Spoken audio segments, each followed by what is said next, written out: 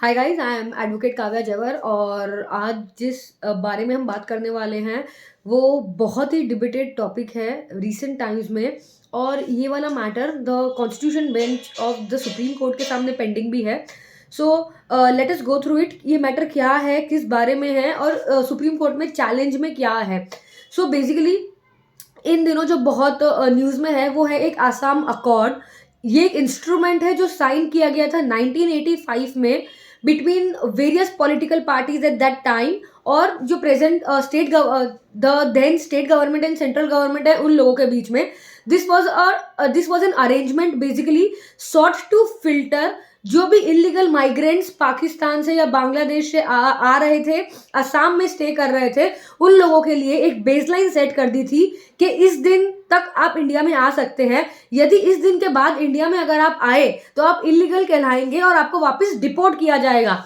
सो Assam accord ने basically जो base date लिया था दैट वाज 1966, विच मीन्स अगर कोई भी माइग्रेंट अगर आ रहा है the then Pakistan which is today Bangladesh, वहां से, तो उसे हम लोग सिटीजन बोल देंगे कि ठीक है, any person coming to Indian territory before 1st of January 1966 and staying there since that time will be treated as an Indian citizen.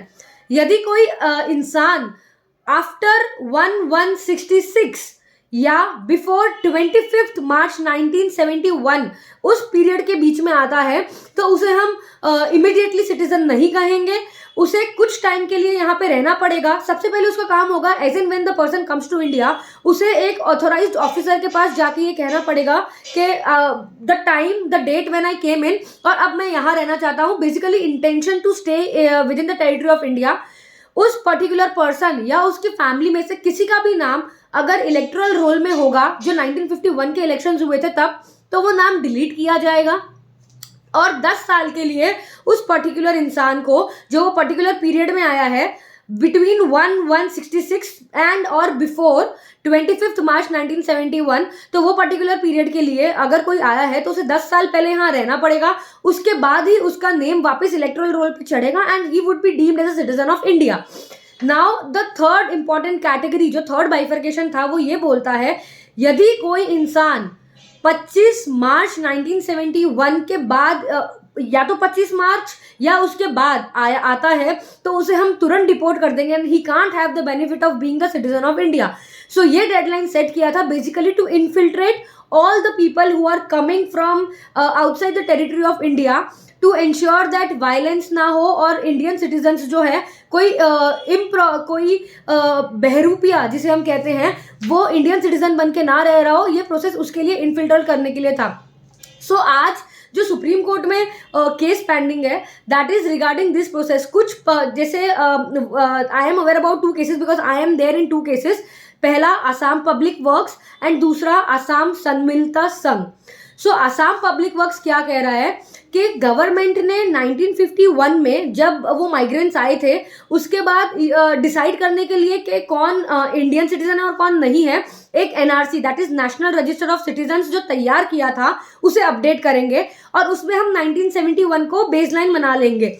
सो जो लोग भी 1971 तक आए हैं वो उस रजिस्टर में रहेंगे। पर ये अपडेशन वाला प्रोसेस सिंस 2023 नहीं हुआ है and time and again various authorities have approached the government to update this NRC because elections करने के लिए बहुत दिक्कत हो रही है।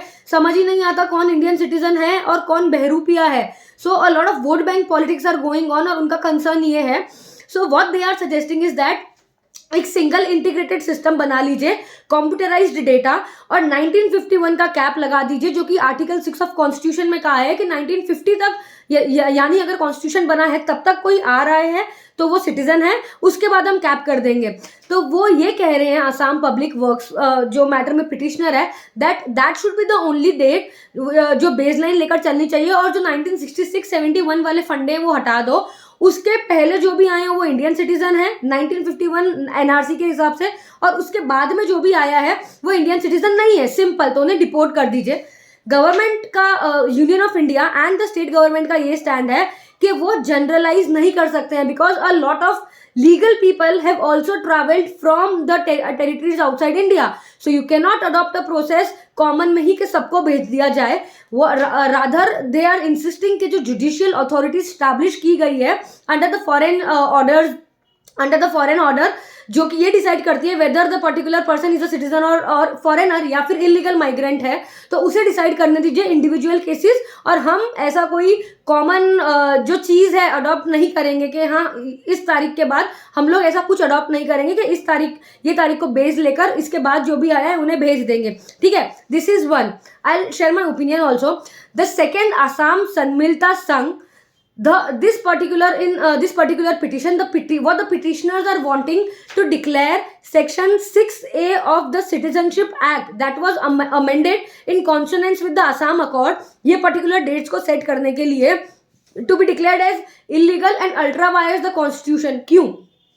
उनके काफ़ी सारे कंटेंशंस है and trust me this is a huge document file about 4000 pages और सो, this single writ petition.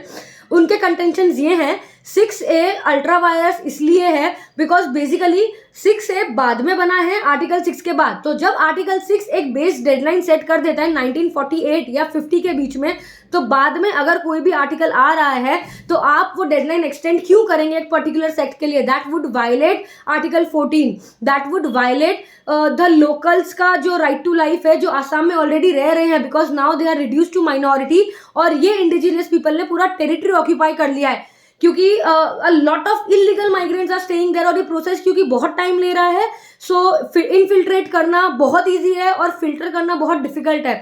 So that is the basic contention to declare section 6A ultra vires of the constitutional provisions. Supreme court ने बहुत सारे issues frame किए हैं इसमें, there are about 11 issues, but majorly they will deal about this issue whether 6A is ultra vires the constitutional provisions or not, so whether it should be in picture or not।